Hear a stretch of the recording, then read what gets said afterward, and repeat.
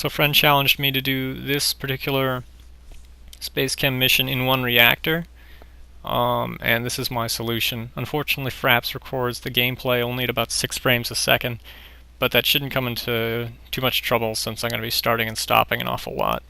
And this is mostly going to be me walking through my solution. Just the upload to YouTube functionality will only do this view of the solution, which for multiple reactors is obviously the only way to go, but in this case we're going to want to look at the inside of the reactor in question.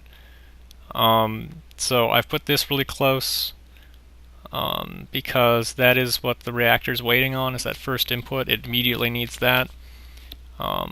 Secondarily, the last input to go out is this lower one, but that really can't be helped as far as it is.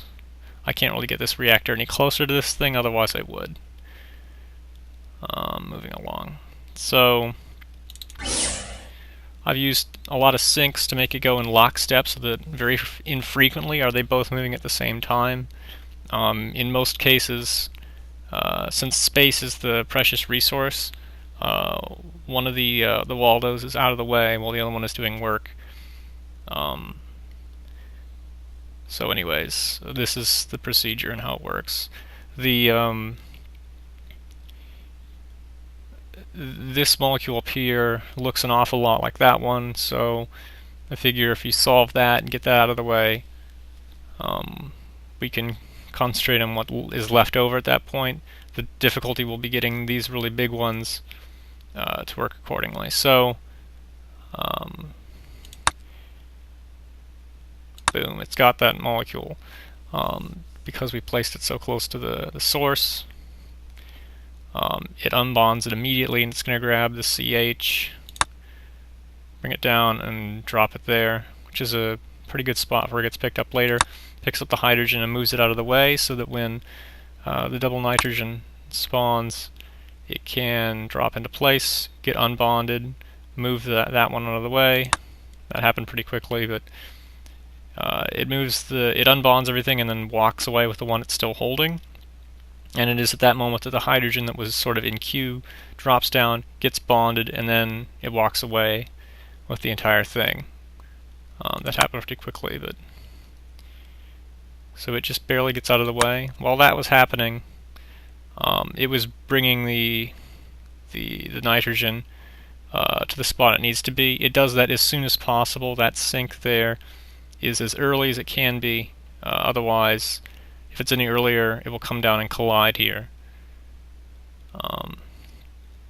Then it goes, after dropping that, straight down to where that was dropped off. I put it as the closest place I could. Comes up, binds it. Now it's going to go across here and through a sink. That's kind of unfortunate, so there's a sink down here to just get rid of it. If I could bridge over that I would, but I can't. I can go up and over it, but it ends up taking way more cycles than just adding a sink down here to negate the fact that I have to travel through that one. So then it goes through there, drops it off, and then we're back to doing the same thing again. This is the really intricate part of the dance. There that goes. So while that's happening, this is over here doing that.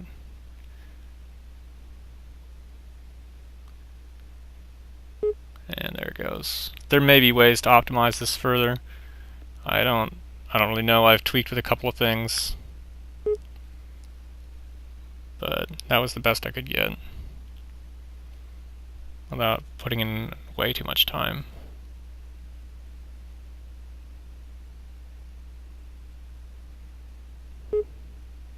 I could probably move that up, but it doesn't matter, because that's not the critical path. It's this guy that is the one that takes the most time. So, sure enough, it works, and these are my statistics.